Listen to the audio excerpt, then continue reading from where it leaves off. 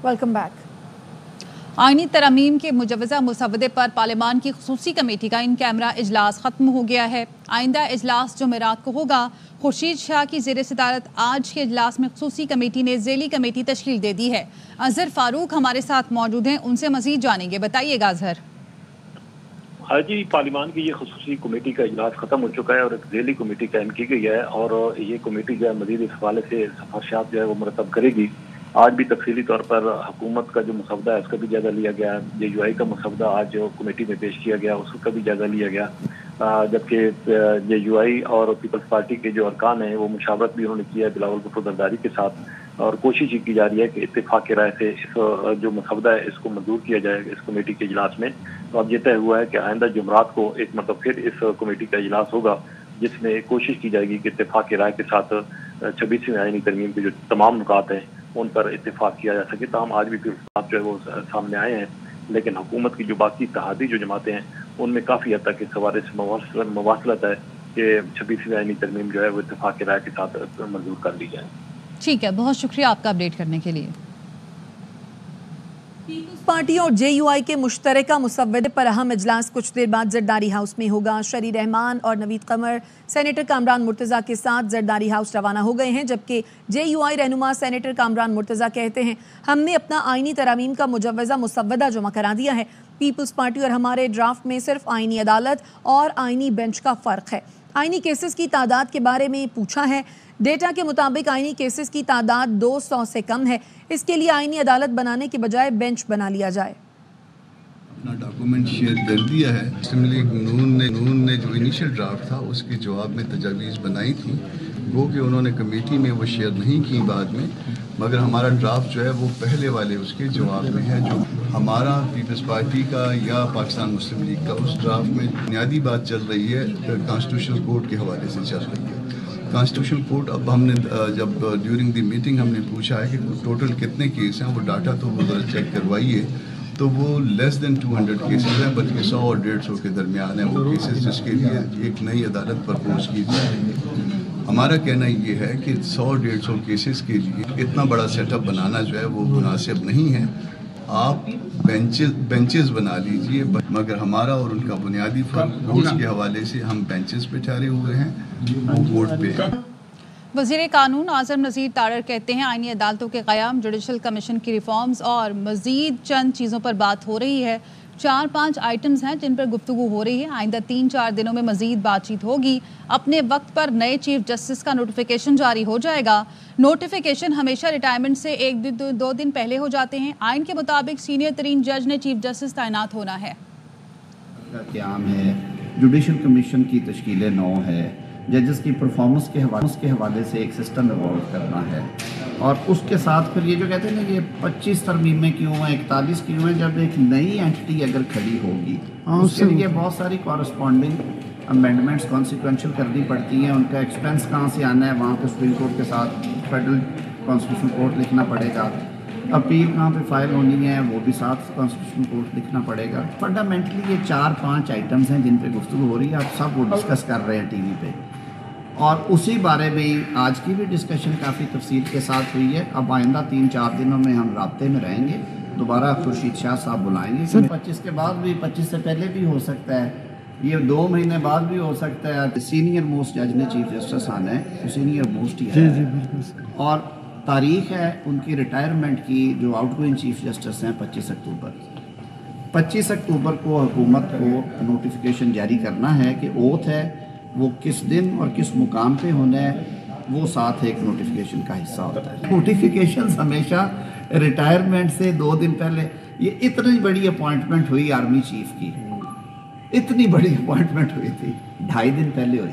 Barrister Ali Zafar कहते हैं आईनी तरमीम के नाम पर अज़हा नज़र आ रहा है। वज़ीर आज़म के नामज़द करदा जजों पर बनाई जाने वाली अदालत कबूल नहीं, तरमीम का इख्तियार पार्लियामेंट का है, लेकिन असल मसला ये है कि तरमीम किस किस्म की हैं का ताल्लुक़ है। हम तो इस आईनी तरमीम के ख़िलाफ़ हैं बहुत सारे पॉइंट्स पे, लेकिन हम इसलिए शामिल हुए हैं इस कमेटी में कि हम अपनी जो ओपिनियन है, अपनी जो एडवाइस है वो रिकॉर्ड पे रखना चाहते हैं। अगर बेंचेस सीनियर मोस्ट 5 जजेस के बन जाएँ तो बेंच बनाने में कोई हर्ज नहीं, एज लॉन्ग एज वही सुप्रीम कोर्ट के जजेस हों جو ابھی ایگزسٹ کرتے ہیں اس کی بات کی جا سکتی ہے اس قسم کے معاملے کی.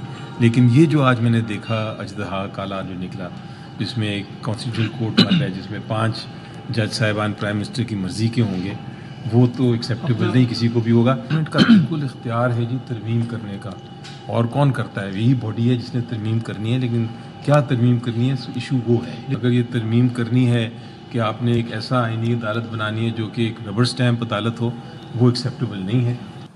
رہنما فاروق ستار کہتے ہیں مسلم لیگ نون اور پیپلز پارٹی اونرشپ کے ساتھ آئینی ترمیم کے لیے وکالت کر رہی ہیں. پی ٹی آئی مخالفت اس لیے کر رہی ہے کیونکہ ان کے سیاسی مفادات ہیں. اگر پی ٹی آئی حکومت میں ہوتی تو اس کی ضرورت بھی اسی طرح کے بل کی ہوتی.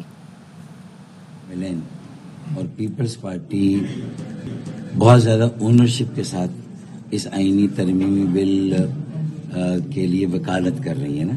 شاید پی ٹی آئی حکومت میں ہوتی نا تو اس کی بھی ضرورت اسی طرح کے کسی بل کی ہوتی. عدلیہ کے نظام کو بہتر بنانا اور یہ آئینی عدالت, وفاقی آئینی عدالت کا قیام ہو یا جوڈیشل کمیشن میں پارلیمان کی بالادستی کے تقاضے کے لحاظ سے سینٹ اور قومی اسمبلی کے اراکین ہو, تو پی ٹی آئی تو 100% اس کے حق میں ہے. انہوں نے چارٹر ڈیموکریسی میں اس کو سپورٹ کیا, لیکن آج مخالفت کیوں کر رہے ہیں کہ آج وہ یہ ضرورت محسوس کرتے ہیں کہ شاید ان کے جو سیاسی مفادات ہیں اس کو نقصان پہنچے. ساری بات سیاسی مفادات کی ہے نا, اصول تو سب کے چلے گئے, تو اصول کہاں ہیں؟ میں تو اصولوں کو ڈھونڈ. ترمیم سے متعلق حکومتی مسودے کے نکات سامنے آ گئے. حکومت نے وفاقی آئینی عدالت کی تشکیل کا فارمولا سیاسی جماعتوں سے شیئر کر دیا. کیا نکات ہیں یہ جانتے ہیں ڈیپٹی بیورو چیف اسلام آباد اظہر فاروق سے. بتائیے اظہر. جی, حکومت کی طرف سے جو مسودہ سامنے آ چکا ہے وہ انتہائی اہمیت کا حامل ہے, اور اس مسودے کے تحت وفاقی آئینی عدالت چیف جسٹس سمیت 7 ارکان پر مشتمل ہوگی. آئینی عدالت کے چیف جسٹس 2 سینئر ترین ججز رکن ہوگے, اس کے ایک ریٹائرڈ جج نئی عدالت کا جو ہے وہ چیف جسٹس نامزد کرے گا, جبکہ وزیر قانون, اٹارنی جنرل آف پاکستان اور بار کونسل کا نمائندہ جو ہے وہ اس آئینی عدالت کے ارکان ہوں گے. دونوں ایوانوں سے حکومت اور اپوزیشن سے 2 ارکان لیے جائیں گے. صوبائی عدالتیں جو ہیں وہ بھی قائم کی جائیں گی, آئینی عدالتیں, جس میں چیف جسٹس, صوبائی وزیر قانون اور بار کونسل کے نمائندے جو ہے وہ اس میں شامل ہوں گے. جج کی جو اہلیت ہے, جج کی اہلیت رکھنے والے شخص کے لیے مشاورت کے بعد وزیر اعظم اپنی تجاویز جو ہے سفارشات صدر کو بھیجیں گے اور صدر جو ہے اس کی منظوری دیں گے. وفاقی آئینی عدالت کے باقی ممبران کا جو تقرر ہے وہ صدر مملکت چیف جسٹس کی مشاورت سے کریں گے, جو باقی 7 ارکان ہوں گے. اس کے ساتھ ساتھ چیف جسٹس اور ججز کے نام پارلیمانی کمیٹی کے ذریعے وزیر اعظم کو بھیجے جائیں گے. وفاقی آئینی عدالت کے جج کی جو عمر ہے اس کا تعین کیا گیا 40 سال, اور 3 سالہ عدالتی جو اس کا تجربہ ہے وہ بھی ہونا چاہیے, اور اس کے ساتھ ساتھ 10 سال کا وکالت کا تجربہ بھی لازمی ہے, جو کہ اس کی نمائندہ وکیل ہوں گے. جج کی برطرفی کے لیے وفاقی آئینی کونسل جو ہے وہ قائم کی جائے گی. کسی بھی جج کی برطرفی کی حتمی منظوری صدر مملکت دیں گے. وفاقی آئینی عدالت کا فیصلہ کسی عدالت میں چیلنج نہیں ہوگا. چاروں صوبائی آئینی عدالتوں کے فیصلوں پر اپیل وفاقی آئینی عدالت میں ہو سکے گی. سپریم کورٹ کے چیف جسٹس کا طریقہ کار بھی تبدیل کر دیا گیا ہے. اب سپریم کورٹ کے جو چیف جسٹس کا تقرر ہے وہ بھی 8 رکنی پارلیمانی کمیٹی کے ذریعے ہوگا. سپریم کورٹ کے چیف جسٹس کا تقرر جو سینئر ترین ججز ہیں 3 ان میں سے ہوگا, یعنی کہ 3 ججز کا پینل آئے گا اور اس پینل میں سے سپریم کورٹ کے چیف جسٹس کا تقرر کیا جائے گا. سپریم کورٹ کے چیف جسٹس کے جو عہدے کی مدت ہے اس کو بھی فکس کر دیا گیا ہے, وہ 3 سال ہوگی. اگر وہ 65 سال سے پہلے خود ریٹائر ہو جاتے ہیں, استعفیٰ دے دیتے ہیں, یا کوئی اور مس کنڈکٹ کی بنیاد پر ان کے خلاف کارروائی ہوتی ہے, ادروائز سپریم کورٹ کی چیف جسٹس کی مدت ملازمت عہدے کی 3 سال ہوگی.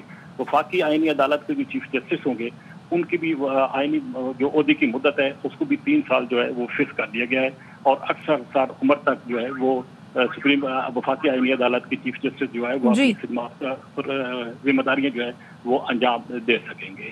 ٹھیک ہے, بہت شکریہ اظہر فاروق. چیئرمین پیپلز پارٹی بلاول بھٹو زرداری کہتے ہیں وفاقی آئینی عدالت کا قیام قائد اعظم کا خواب تھا.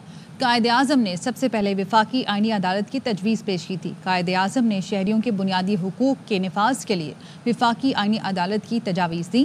اپیل کے لیے سپریم کورٹ اور ایک فوجداری اپیل کی عدالت کی تجاویز بھی دیں. قائد اعظم نے کہا کوئی بھی سوال جو آئین سے پیدا ہوا اسے وفاقی عدالت میں جانا چاہیے. قائد اعظم نے ایک ہی عدالت کو وفاقی قوانین پر وسیع دائرہ اختیار دینے کی بھی مخالفت کی. قائد اعظم نے کہا شہری کے حقوق پر حملے کا معاملہ وفاقی عدالت میں جانے کا حق حاصل ہے.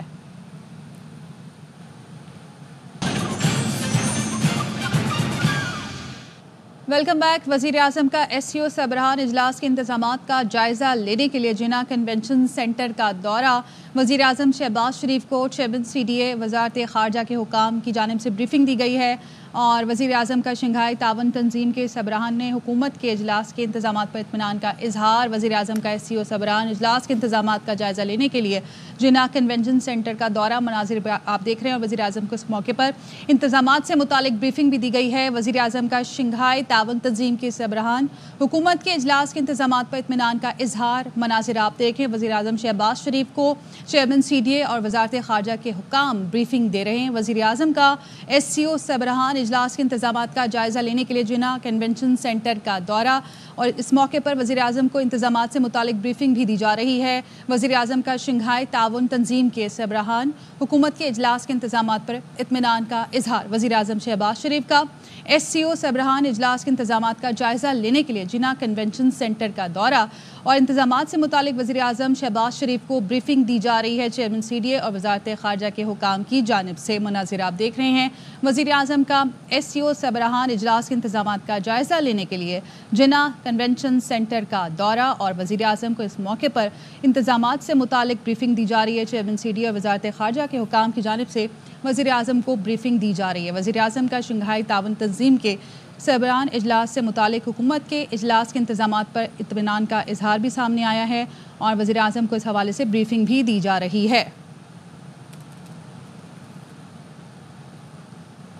वज़ीर आज़म शहबाज शरीफ का SCO सरबराहान इजलास के इंतजामात का जायज़ा लेने के लिए जिना कन्वेंशन सेंटर का दौरा और वज़ीर आज़म शहबाज शरीफ को चेयरमैन CDA और वज़ारत ख़ारजा के हुकाम की जानिब से इस वक्त ब्रीफिंग दी जा रही है।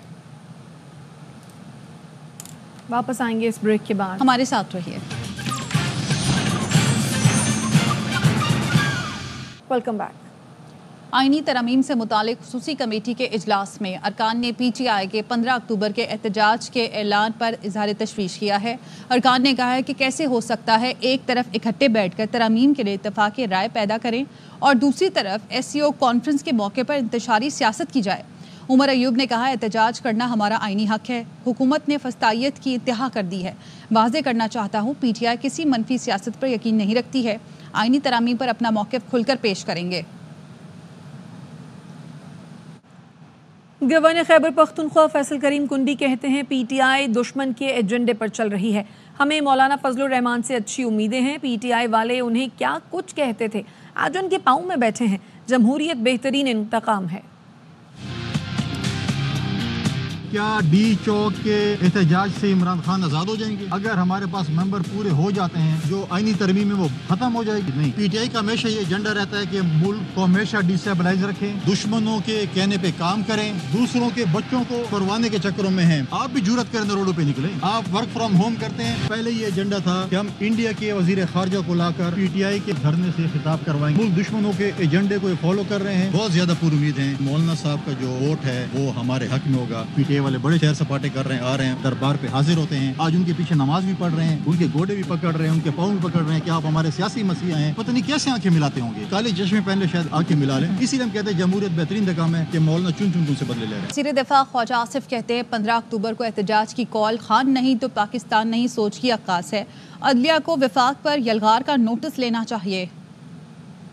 एक ऐसे मौके पे जब 12-14 चीफ एग्जेक्टिव मुल्कों के वज़राए आज़म सरबराह जो हैं वो यहाँ पे आए होंगे, उसको सैबोटाज करने के लिए, पाकिस्तान को सारी दुनिया के सामने शर्मिंदा करने के लिए ये उसका सामान कर रहे हैं। इस मुल्क की इज्जत और इसकी साख वो अव्वल और आखिर हमारी तरजीह वो है।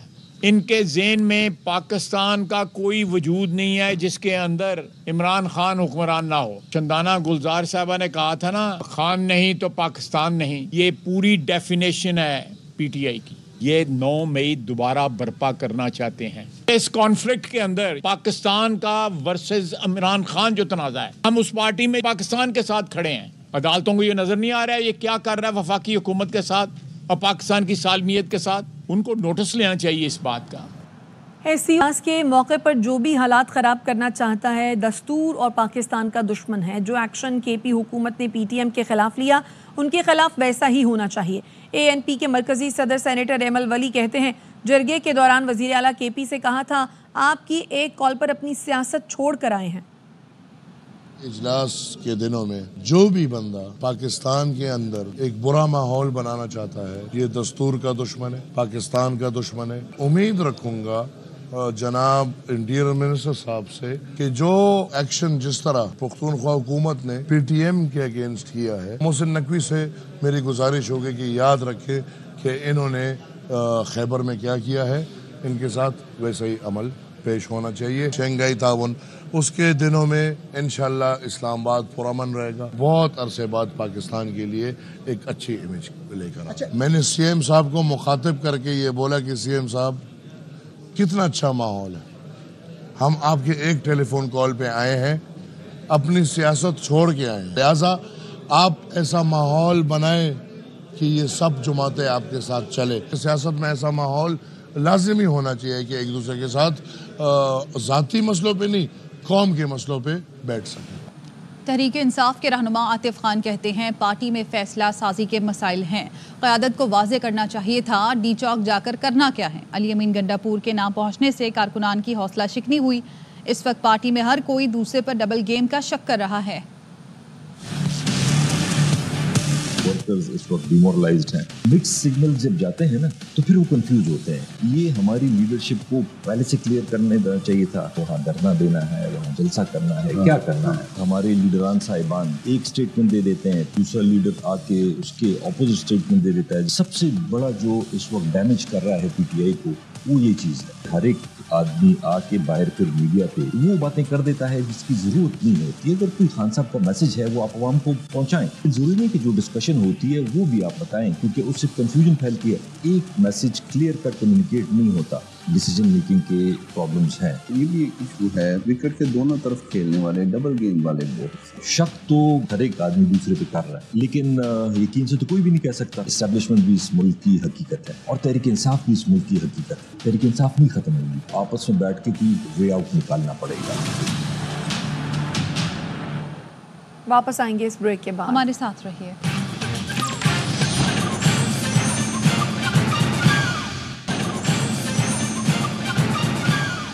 Welcome back. Chairman P T I barrister Gohar کا کہنا ہے حکومت نے آج پہلی مرتبہ ڈرافٹ شیئر کیا جس کو ابھی تفصیلی طور پر نہیں دیکھا، درمیان میں چھٹیاں آ رہی ہیں اس لیے بانی پی ٹی آئی سے مشاورت کے لیے وقت مانگا ہے۔ گورنمنٹ نے اپنا ایک ڈراپ ہمارے ساتھ شیئر کیا ہے، اسی طرح جے یو آئی نے بھی ایک ڈراپ ہمارے ساتھ شیئر کیا ہے، اور اس ڈراپ کا بھی ہم نے دیکھا نہیں ہے۔ یہ بھی ایک تجویز آ رہی تھی کہ ایک سب کمیٹی بنائی جائے کہ ابھی چونکہ چھٹیاں ہیں اور اس لیے ہم نے اگر اس پہ کوئی اپنی بات بھی کرنی ہے تو بات تب ہوگی جب ہم خان صاحب سے ملے ہوں، ہم نے ڈسکس کیا ہو، پارٹی نے آپس میں ڈسکس کیا ہو، لیگل جو کمیٹی ہے اس کے ساتھ ڈسکس کیا ہو، لہٰذا اس پہ نیکسٹ ڈسکشن جو ہے وہ 17 تاریخ سے پہلے نہ ہو۔ لیکن ایک چیز ہم نے بڑا کیٹیگوریکلی کہا ہے کہ کنسٹیٹیوشنل کورٹ جس طرح آپ لوگ بنانے جا رہے ہو یہ بالکل غلط ہے۔ اس کا ایک کنسپٹ آپ لوگوں نے ایک مس کنسیو کیا تھا بیک ان 2006، اس وقت کی سچویشن آل ٹوگیدر ڈفرنٹ تھی۔ دوسری بات یہ ہے کہ اس وقت سپریم کورٹ کے پاس 65,000 سے زیادہ کیسز پینڈنگ ہے، اس میں صرف اور صرف 148 کنسٹیٹیوشنل اور 2800 موٹو کیسز ہے، تو آپ 176 کیس کے لیے کوڈ بنا رہے ہیں جبکہ سارا کی سارا برڈن ہے وہ پھر بھی سپریم کورٹ کے پاس رہے گا۔ لہٰذا کوئی اور طریقہ نکالنا چاہیے جس سے کیسز کے برڈن جو ہے وہ ختم ہو جائے، اس کے کہ آپ نیا جوڈیشل سسٹم کریٹ کریں۔ شراب برآمدگی کیس، علی امین گنڈا پور کے ناقابل ضمانت وارنٹ گرفتاری برقرار، علی امین گنڈا پور کے وارنٹ گرفتاری کی بالغ رپورٹ عدالت پیش۔ علی امین گنڈا پور کے وارنٹ گرفتاری پر عمل درآمد نہیں ہو سکا، بالغ رپورٹ میں یہ کہا گیا ہے، جبکہ علی امین گنڈا پور کے وارنٹ گرفتاری پر عمل درآمد کے لیے مہلت کی استدعا بھی کی گئی ہے۔ جوڈیشل مجسٹریٹ نے کیس کی سماعت 23 اکتوبر تک ملتوی کر دی ہے۔ اس کے ساتھ ہی نیوز بلیٹن سے فی الوقت اتنا ہی، دیکھتے رہیے ARY نیوز۔